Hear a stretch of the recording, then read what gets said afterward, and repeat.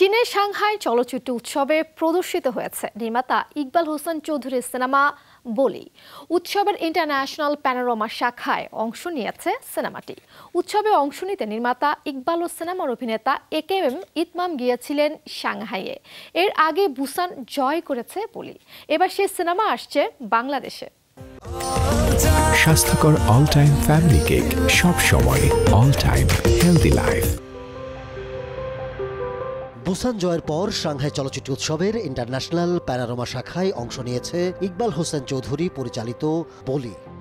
এরই মাঝে আন্তর্জাতিকভাবে আলোচিত সিনেমা হওয়ায় উৎসবে দর্শকদের বাড়তি আগ্রহ থাকে এই শাখার সিনেমাগুলো ঘিরে।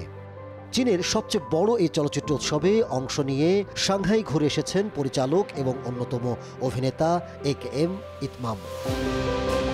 যমুনা টেলিভিশনকে পরিচালক জানিয়েছেন সেই গল্প। চীনের দর্শকরা কিভাবে আমাদের বলিদার স্তরের সঙ্গে কমিউনিকেট করে সেটা দেখার খুব আগ্রহ ছিল। তা আমি খুবই খুশি।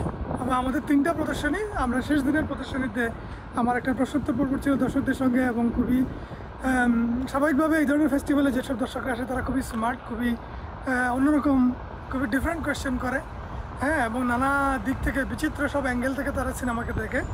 তো সেদিক থেকে আমি খুবই রোমাঞ্চিত, আমি বলবো।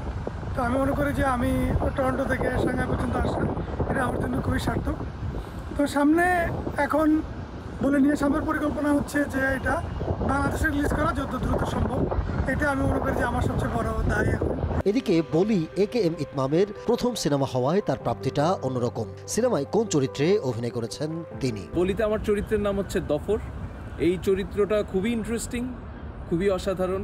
ইকবাল ভাই খুবই অসাধারণভাবে লিখেছেন চরিত্রটাকে। আমি চেষ্টা করেছি ক্যামেরার সামনে চরিত্রটাকে ফুটিয়ে তোলার। খুবই অসাধারণ একটা অভিজ্ঞতা ছিল এই পুরো সিনেমাটা জুড়ে, এবং এরই সাথে এখন যেই সিনেমার পরবর্তী যে কাজগুলো চলছে, বিভিন্ন আমরা ফেস্টিভ্যালে যাচ্ছি, বিভিন্ন দিকে ঘুরে বেড়াচ্ছি, আমাদের সিনেমা পৃথিবী জোড়া ঘুরে বেড়াচ্ছে। এটা খুবই আমার জন্য অসাধারণ একটা অভিজ্ঞতা। 2020-21 অর্থ বছরে বাংলাদেশ সরকারের অনুদান পায় বলি। চট্টগ্রামের ঐতিহ্য বলি খেলার গল্পেই সিনেমা বলি। অভিনয় করেছেন নাসিরুদ্দিন খান সহ আরো অনেকে। কিন্তু বাংলাদেশে কবে আসছে সিনেমাটি? বলি দেখার জন্য আপনাদেরকে সকলকে আমন্ত্রণ জানাচ্ছি। খুব শীঘ্রই বলি বাংলাদেশেও আসবে। আমি আশা করব আপনারা চাইনিজ দর্শকরা, কোরিয়ান দর্শকরা যেভাবে খুবই মনোযোগ সহকারে, খুবই আগ্রহ নিয়ে আমাদের সিনেমা দেখেছে, বাংলাদেশি দর্শকরাও খুব ভালোবাসা দিয়ে আমাদের সিনেমাটা দেখবে। আন্তর্জাতিক অঙ্গনে পুরস্কৃত প্রশংসিত সিনেমা বলি নিজ দেশে সমাদৃত হবে, এমনটাই প্রত্যাশা বলি টিমের। Ahmed Tauquir, showbiz tonight.